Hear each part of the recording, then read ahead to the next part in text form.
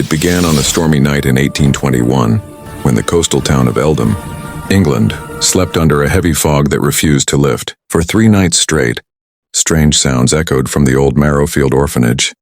The kind of sounds no one could explain. Whispers that rose from the floors, and voices that didn't belong to any known tongue. Inside that crumbling building, the matron, Mrs. Holloway, walked the halls clutching a candle, her hands trembling. She'd been running the orphanage for nearly 20 years, and never before had she seen fear spreading like this. The children refused to sleep, claiming that one of them, Elior, a 7-year-old boy, once spoke in his dreams. Not English, not Latin, something far older. That night, Mrs. Holloway entered his room. The child was sitting up straight in bed, eyes wide open but unfocused, whispering. The words fell from his mouth like broken glass, guttural, heavy, rhythmic. When she called his name, he turned his head slowly and smiled. The next morning, every mirror in the orphanage had cracked. Elior didn't remember a thing, but when asked to read from a book, he wrote symbols no one had ever seen before. The village priest, Father Reginald, was summoned. He came with holy water, confident and skeptical. He opened his scriptures and began to read Latin prayers. But the moment he uttered the first verse, Elior repeated the words backward. His tone dropped an octave deeper, as if another presence spoke through him.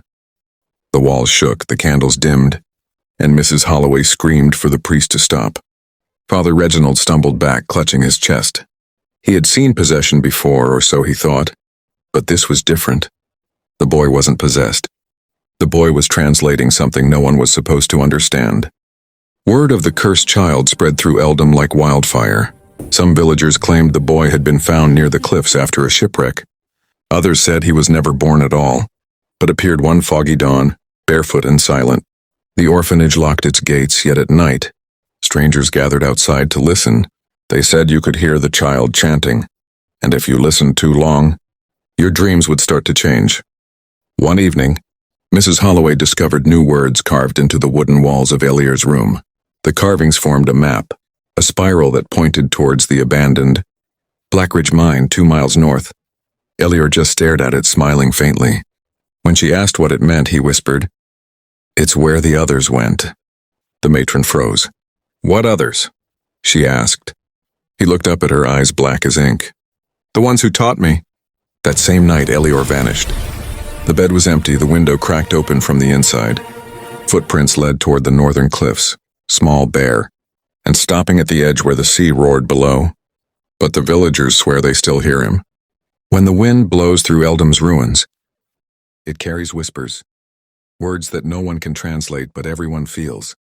Something ancient had spoken again, through a child who should never have existed.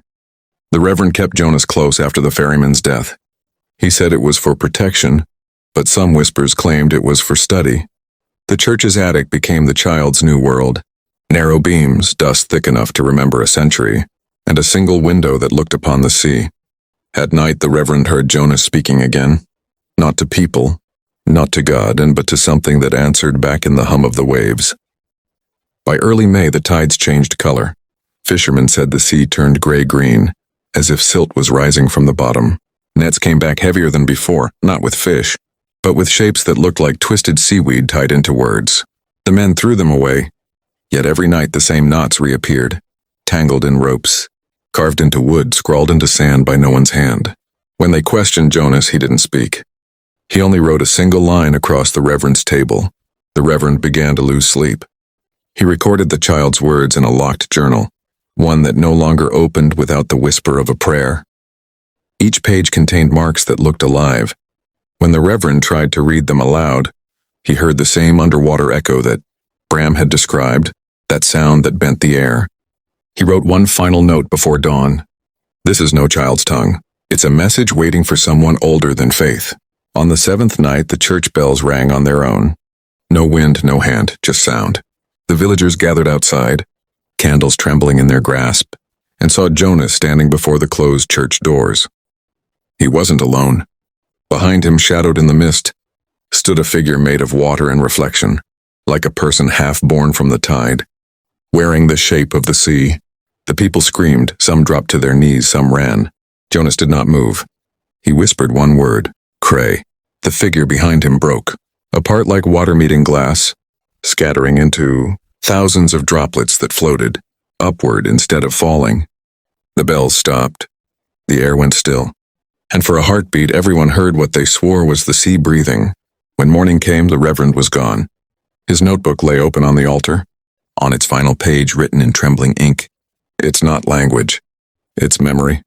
And the sea remembers everything we've buried." Jonah sat alone in the pew, his eyes reflecting waves that weren't there. He hummed that impossible tune, the one that killed the moth. And for the first time, the sound spread beyond the church. Windows shivered. Candles bent backward. A distant gull fell from the sky. That night, the sea rose higher than ever recorded. Waves clawed at the village edge, swallowing boats and breaking the pier. The villagers said they saw faces inside the water, not drowning but watching. Jonas was nowhere to be found when the storm ended. Only the Reverend's hat washed ashore, tied in a knot no sailor recognized.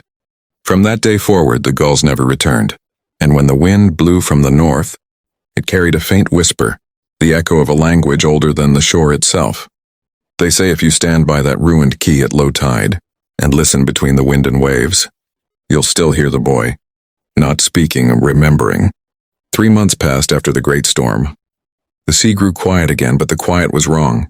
It felt heavy, like a silence that remembered screaming. The village began to vanish one by one. First the fishermen, then their wives. Doors left open, candles still burning. By autumn, only 5 houses remained lit after dark. One night, a traveler arrived, a linguist named Dr. Adrian Kelm, drawn by the rumors of the child prophet of the tide. He came not to pray but to decode. The villagers warned him, "Don't speak to what you can't name." He didn't listen. He believed every mystery was just a language waiting to be translated. His first discovery was the Reverend's journal, water-stained but legible. Inside were lines that pulsed faintly in the candlelight like veins beneath skin. As he traced the symbols, the ink began to move, and not smudge, move. It rearranged itself into circles like ripples on a pond. Then came a faint whisper, a child's voice. "You're reading it wrong." Dr. Kelm froze. "Who's there?" he whispered. The voice came again, closer now. "They're listening." The air smelled of salt. He left the church before dawn, notebook clutched to his chest. But sleep offered no safety.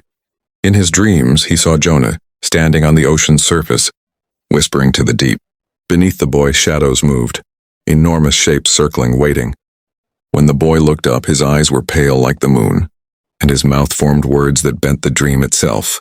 Dr. Kelm awoke, gasping for air, his ears ringing with that impossible sound, the one that came from nowhere and everywhere at once. By morning, he found salt water on his pillow. His hands smelled of brine. He returned to the shore, desperate for answers, and found the broken pier half submerged. On one of its wooden posts, scratched deep, was a single symbol from the journal. It was still dripping, though no tide had touched it. Then came the voice again from behind him, and soft, young, familiar. "You shouldn't have read it." He turned as and saw Jonas, or something wearing his shape. The boy's eyes were blank mirrors. His reflection inside them was drowning. Jonas lifted his hand, and the air around them began to ripple like heat above sand. The ocean responded, waves rising unnaturally still, as though waiting for command. "They remember you now," the boy said. "You heard their language. That means you belong to them." Dr. Kelm screamed, backing away, but the sound drowned in silence. The sea behind Jonas opened, not like water, but like a door. Inside was movement, hundreds of pale hands reaching upward, grasping at nothing. Then the boy stepped backward into it. The door of water closed, leaving only ripples, and the faint echo of a voice that whispered, "Translate that." When the villagers came at sunrise, Dr. Kelm was gone. His notebook washed ashore that evening, completely blank, except for one phrase etched into the cover. "The sea has learned to speak." The sun rose pale over the ruined pier. Jonas was waiting. Dr. Kelm found himself drawn to the shore once more, notebook in hand, the symbol KRAE still burning in his memory. The tide felt different now, gentler yet filled with a new hunger. He spotted Jonas standing at the water's edge, motionless. The boy's eyes closed and head tilted toward the sea. The air around him hummed softly, like a tuning fork waiting to strike. "You brought the words," Jonas finally said, his voice thin as wind over waves.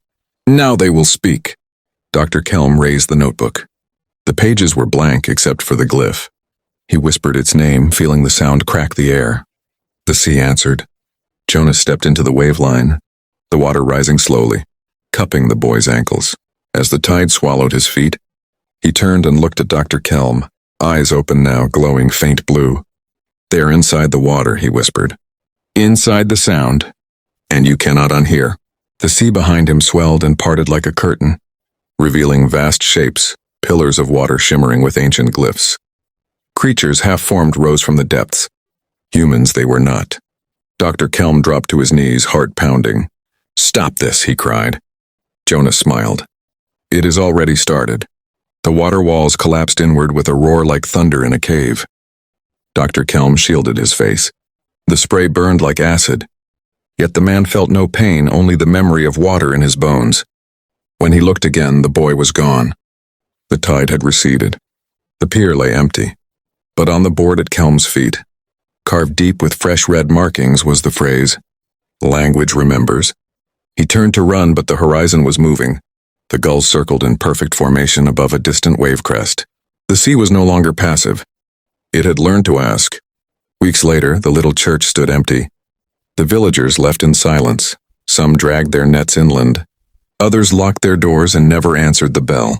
Dr. Kelm's notebook was found at the shore, opened to one final page where the ink had faded into salt crystals. The symbol KRAE remained. The local tide gauge registered a reading no record had ever seen. Water level below zero. They said the sea was giving back what it had taken. At night, when the wind shifts from the north, villagers swear they hear a child's voice speaking in whispers, words no ear should learn. Jonas Reed was never found. The tide came in that morning and took everything. If you ever find yourself ear-deep in water, listening for shapes beneath the waves, remember this: some languages aren't taught. They're released. And if you can't hear them, perhaps you are them. The sea remembers,